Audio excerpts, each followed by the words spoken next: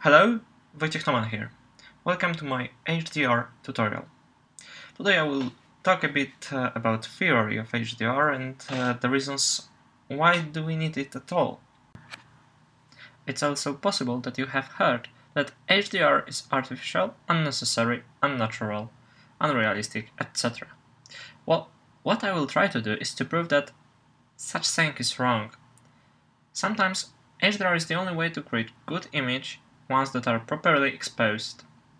Also, in this tutorial I will try to show you how to create natural looking HDR images and show that HDR isn't a special effect nor post-processing technique. It's more a cheat or solution to overcome limitations of current generation of digital cameras. Okay, recently I took some images which will show you some concepts. Here is the image I have in mind. As you can see, I try to expose for the reflections to be properly exposed. However, now the sky is completely blown out. Also, forest is quite dark, so it's quite extreme case. Also, here in the lake we have some overexposed areas. We can enable clipping warning in Lightroom, and we see that indeed there are some clipping in the highlights here and here. The shadows are dark, there is no clipping, but let's zoom in. And now I will brighten the shadows. And as you can see, there is a lot of noise in the shadows areas.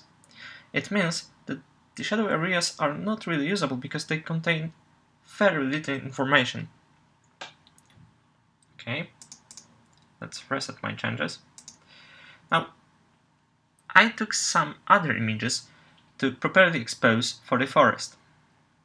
Let's take a look at this image. As you can see, no brightening is required and also there is no noise. However, the highlights are now completely blown out. The sky is white and there is no information at all, no clouds, and also water has the same problem here. Finally, I took some images to expose properly for the sky, to restore the clouds. Now, the clouds look beautifully. They are full of color and detail, and we can restore even more information, and we see that no highlights are blown out, and that's great. However, the shadows are so dark that this image is completely unusable. It's very, very underexposed in the forest and in the reflection area. We can brighten the shadows, of course, but it looks just horrible. See, there is a lot of color and luma noise, and it's completely unusable. Okay, but I took a few images, and that's where HDR comes into play. As you could see, I took images that were properly exposed for the highlights, shadows, and midtones.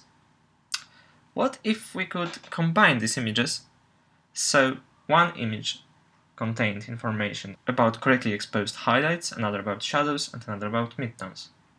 And that's where HDR comes into play. HDR is about merging several differently exposed photos into one. This way, you will have much more information about luminosity, and you could restore both blown out highlights and too dark shadows. This photo was extreme case, but it's often during sunsets like this. So I will open my photos in Photomatics Pro, which I will be using during another parts of this tutorial. Today I will just show you what is the difference. Okay, so I will quickly export the Photomatics. I will uncheck boxes that I don't need at the moment. it will take a while. Okay. Lightroom is exporting the files to TIFF. Okay. Now, Photomatix processes the files, aligns them. I will talk more about it later, in the later parts of this tutorial. For now, I will just show you the difference.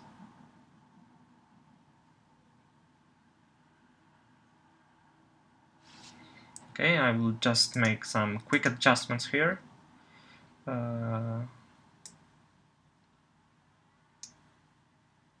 Okay, let's leave it as it is. Okay, maybe increase strength a bit. Okay, and let's go back. Now I will export the image back to Lightroom and will show you the difference. Okay, the image is in Lightroom now. Okay, so here it is. It is HDR image. Exactly, it is tone mapped image. I will talk about the difference between HDR and tone mapped and fused images in later parts of this tutorial. For now, it's enough to understand and to see what huge difference this made. Well, let's compare our image to the exposure taken for the reflection. See the difference?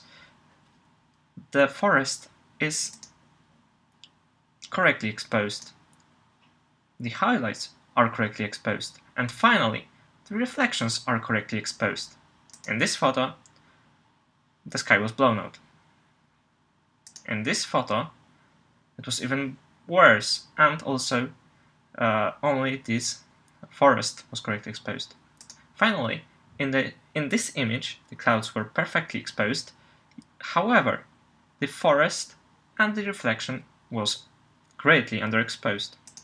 In our tone-mapped image, in our HDR image, everything is great. Everything is perfectly exposed. We can make further adjustments, and the image looks great. So basically, HDR is about merging several exposures and creating correctly exposed image in its every part, in shadows, in midtones, and highlights. However, you may wonder how to take such images. It depends on the camera, but most of the cameras have auto bracketing mode. In this mode, camera takes several exposures of the same scene. In my case, my 5D Mark III is able to capture 7 exposures at the same time, one by one. However, many cameras have limit to 3. Now, another thing is to take images at a certain spacing. If you have a scene like that, you might use 2 stubs of space between consequent photos. And also make sure to adjust shutter speed, not ISO nor aperture values. The reason for this is that if you change aperture, then you will have photos that have very shallow depth of field and photos that have very deep depth of field. This will result in not that good quality of the final image. Also, changing ISO is a bit dangerous because you might end up with high ISO and also high level of noise. So it's safest to change shutter speed. First, I will show you underexposed ones. It's base photo, slightly underexposed, even more underexposed, and most underexposed. I also took several overexposed photos. I also took several overexposed photos. It's our base photo with exposure of 2 seconds, slightly overexposed with exposure of 4 seconds. even more overexposed with exposure of 8 seconds, and the most overexposed one with exposure of 16 seconds. So you see the difference between the photos is 1 stab. This way we cover 6 stabs of light in my case. And it was enough for the scene. How many photos to take and what difference in stabs to use?